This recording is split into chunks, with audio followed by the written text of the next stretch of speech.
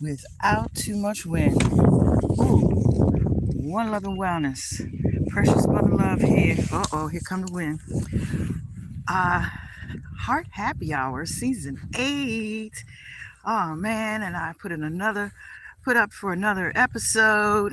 Um, 'Cause, I've been talking about a lot of things, that could be controversial. And some folks believe and some folks don't. As far as some of the spiritual real estate that I've been talking about, ooh, I hope it's not too windy. I have to duck to get under these trees. I wanted to show you. Let me see. Where I am is I'm on some tribal land near the Chesapeake. And this one doesn't talk about it as much as the other one. But this is in the 1800s, the expansion of the railroad and steamboat lines made it possible for middle-class Americans to begin enjoying summer excursions during this period of segregation. In Calvert County, the Chesapeake Beach was a popular destination for white families from Washington, D.C. and Baltimore. Chesapeake Beach offered swimming, hotels, roller coaster, carousel, casino, and dance pavilion. And right across the way was Marshall Hall, which was ours, which I had also previously given some facts about. So I'm sad that it doesn't give us. Okay, here we go. Something about indigenous camps. So now look at all these indigenous camps on this bad boy. The Jug Bay Archaeological Complex. So 8,000 old fishing village was found. 2,000 old food storage area was found. 3,500-year-old settlements were found.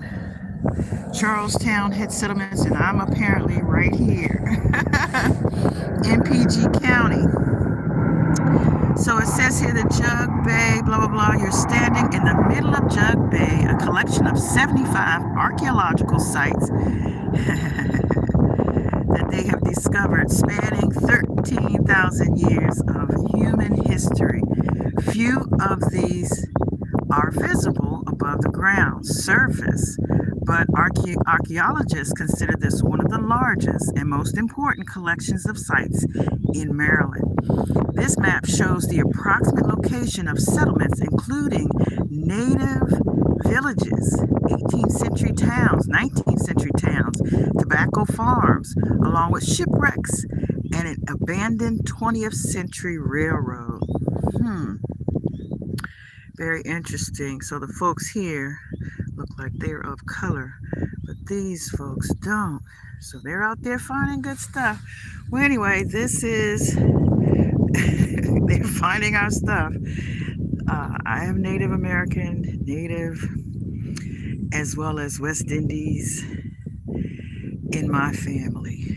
So I just stumbled upon this, and I decided that I felt led to this place. And then I found out what it actually was. Explosive scene, 1814.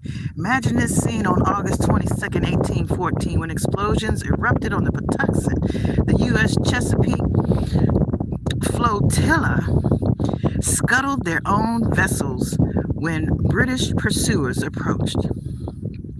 With the flotilla destroyed, the British landed about 500 troops at Mount Calvert, and here they marched to Upper Marlborough to join the main British invasion force. So instantly, they sent orders for our Marines and naval forces at Pig Point, wherever that is, be forthwith moved to Mount Calvary, and with the utmost expedition to join the army, which I almost readily agreed to accompany. And that was written by Alexander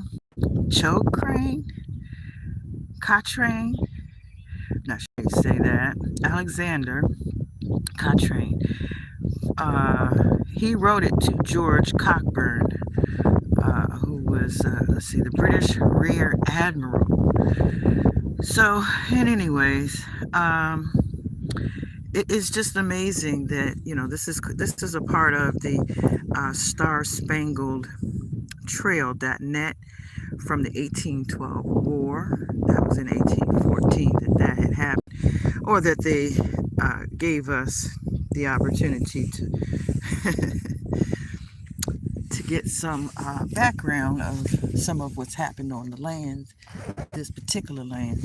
I don't feel like I want to go down to the water, but I just want to say that I'm being led to all these tribal places. I know I have family from in these areas that I'm probably, connected to etherically, that are leading me to these wonderful places to be, just to discover my connection to the land, to the area, to the folk, to the ancestors that are probably still on, some elements are still embedded in this land.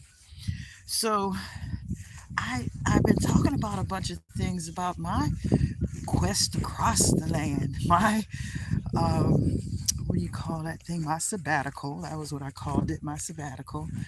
Hope you can hear me. Oh, here we go. African Americans at Mount Calvert. So this will give me a little bit more of something to say about, what they say about us here. You know? So it says African Americans at Mount Calvert and overseeing doing his duty near Fredericksburg, Virginia.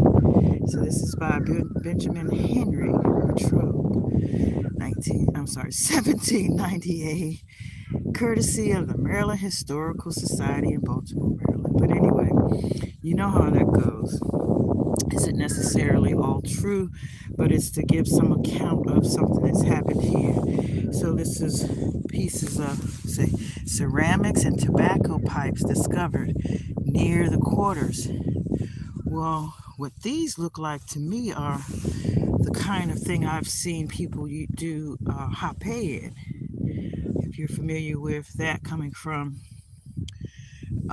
some traditional Aboriginal ways of enjoying a brief, let's say, gateway moment of gateway. It says here, and it's tobacco based. So it says a tobacco based economy for nearly 200 years. The economy of Prince George's County was based on the stolen land of enslaved individuals of African descent. Archaeologists have found evidence of enslaved workers at Mount Calvert as early as 1710. Documents show that enslaved Africans were bought and sold by Euro-Americans as chattel property at nearby Selby's Landing in the 1760s. Mount Calvert was the center of a large tobacco plantation from 1774 until 1864, and a large brick manor house was built by enslaved laborers around 1789. This says Chancery sale by virtue of two decrees of the Court of Chancery of Maryland.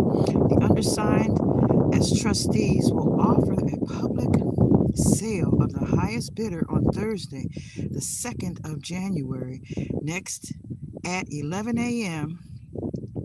If fair, if not, the next fair day thereafter on the premises. All those tracts or parcels of lands called Beale's Gift, I know a family with the last name Beale, and Mount Calvary Manor, which was conveyed by the estate of John A. Brown to Joseph Birch by deed dated the 12th day of March. That's just a few days ago, if in terms of time, 1812, 9, 10, 11. Okay, 8 and 4, that's 12. And recorded amongst the land records of Prince George's County, those tracts are supposed to contain 450 acres of land, more or less, together constitute what is usually termed, oh my gosh, I hope that you can hear me without too much wind. Anyway, 25 very valuable Negroes. This is at the same time and place the trustees will also offer at public sale to the highest bidder for cash. 25 very valuable Negroes, a variety of household furniture and other personal property. That's December 10th, 1833. Why is that not written until 1833, but it's about the chancery sale on the 12th day in the 12th year of 1812. I don't know. By John Johnson, and I guess that's Thomas with the TH. Alexander are the two trustees. Okay. Anyway, I don't have a whole lot to talk about today in foresight, but I'm going to talk about, OMG, these are renderings.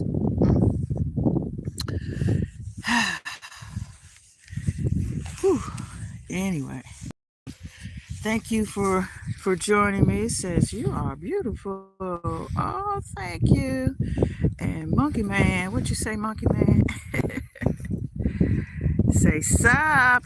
Everything's everything, buddy, pal, old friend of mine, whomever for art thou. So this place closes in just a couple of minutes, and there's just one last thing I want to look at before I leave the area. Mount Calvert soft launch access. So that's what I was looking for, a place to put the boat in the water. So, youngest son of George the First Baron of Baltimore was granted a lordship with seigneurial rights, signatory probably, of court baron with all royalties and privileges, most usually belonging to manors in England. This was erected by descendants of the lords of the Maryland manors in 1957. Okay. Well, for all who guard this land, thank you for guarding my family's land, my heritage, the archaeological finds. Thank you for discovering and making some notice and taking some. Oh, I didn't realize. I thought I was showing you guys the other side. Making some notice and taking the opportunity to maintain the land for us. In our absence, the minor is the major and the major is the minor. So, flip the script on that tip. We're going to do what's hip. We're going to take control of the ship. And we ain't going to hear no lip. And everything's going to be everything because everything is everything. One Love and Wellness. Love plus art equals wellness. Thanks, guys, for joining me. Heart Happy Hour, Season 8. Precious Mother Love. Y'all come back now, you hear? That was short and sweet, but I'll be back soon with some more juicy nuggets of my sabbatical. But for now, until the next time, I certainly appreciate the opportunity to expand and ascend in front of the camera into an audience and toward an audience that can see things happening as they happen in real life in real time. Like when I found these three books not far from here that also had my elementary school was marked in one of them that was stamped inside of it. One of my elementary schools was a book by Gandhi, his autobiography, his study in experiments in truth. Then also, okay, here comes the airplane, so we're gonna jump inside because we can. Ooh, it's chilly out there. Okay, so I've talked about and you've seen firsthand things that happen in your face, sort of miraculous, sort of, the universe ordering things. Like the one time when I was in Florida, and you could see that the sky was clear.